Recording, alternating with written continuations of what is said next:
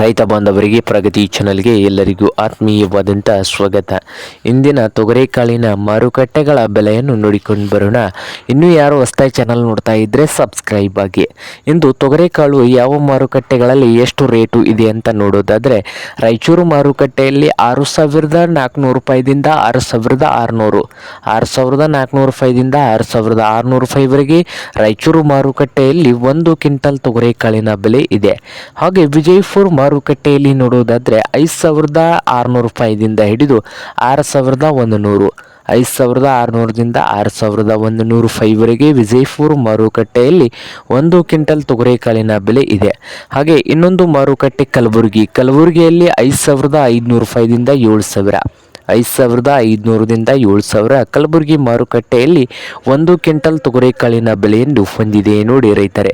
ಹಾಗೆ ಇನ್ನೊಂದು ಮಾರುಕಟ್ಟೆ ಶಿರೂರು ಮಾರುಕಟ್ಟೆಯಲ್ಲಿ 5,000ದಿಂದ 6,200, 5,000ದಿಂದ 6,200 ಶಿರೂರು ಮಾರುಕಟ್ಟೆಯಲ್ಲಿ 1 ಕ್ವಿಂಟಲ್ ತೊಗರೆಕಾಳಿನ ಬೆಲೆ ಇದೆ.